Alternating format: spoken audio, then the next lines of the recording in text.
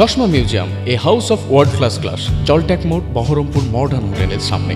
সরকারের বিরুদ্ধে প্রবল ক্ষোভ মানুষের ছিল, সেই ক্ষোভ এই ভোটে আছড়ে পড়েছে। তাতে কোনো ভুল নাই। সাংবাদিক বৈঠক থেকে দাবি করলেন অধীর রঞ্জন চৌধুরী। একই সঙ্গে বলেন, এর ফলে বিরোধীদের ভোট বাড়বে।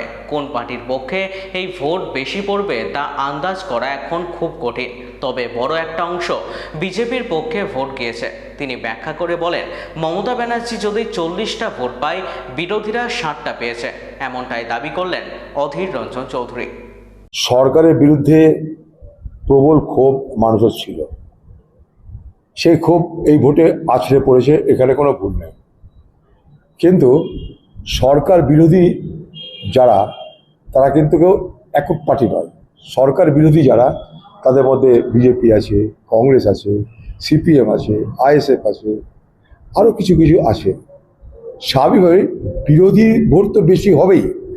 মমতা ব্যানার্জি সরকারের বিরুদ্ধে প্রতিবাদের কারণে, বিক্ষোভের কারণে বিরোধী ভোটের সংখ্যা তো বাড়বেই, কিন্তু সেটা বিরোধী ভোটের সংখ্যা।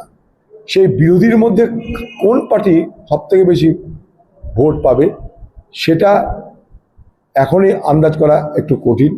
কিন্তু একটা বড় অংশের মানুষের ভোট কিন্তু বিজেপির পক্ষে গেছে, এটা বোঝা যাচ্ছে।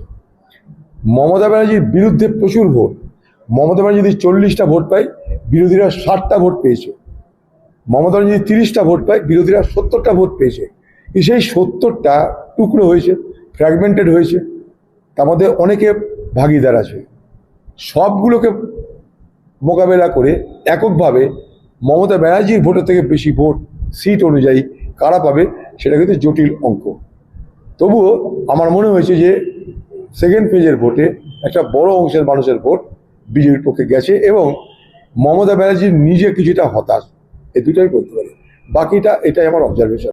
আমার মনে হয় যে ওই আইপ্যাকওয়ালাকে ভোটের জন্য উঠানো হয়েছিল। ভোট শেষ, আইপ্যাকওয়ালার আর কিছু করার নাই, ফেরত। এই আইপ্যাকের লোক মোদিজিকেও 2014 সালে মদত করেছে। তারা পয়সার বিনিময়ে সবাইকে মদত করে, শত্রু মিত্র তারা তো দেখে না। এই বাংলায় এই আইপ্যাক বহু দুর্নীতিতে জড়িত, এটা আমরা জানি, এখনো বলছি। কিন্তু এইভাবে ছেড়ে দেওয়া, ইডি বিরোধিতা না করা, তার মানেটা কি? একটা সমঝোতা হয়েছে। আইপ্যাক বলছে, আমি তার ভোট করছি না, আমাকে রেখে লাভ কি? আগামীতে তোমাদের জন্য ভোট করব, মানে আমাকে ছেড়ে দাও। তাই ছেড়ে দিয়েছে।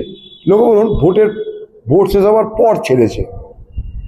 ভোট শেষ হওয়ার পর বিনা প্রতিবাদে ছেড়ে দেওয়ার মধ্যে বিজেপি এবং ইডির কোনো নির্দেশের মাধ্যমে এটা হয়েছে।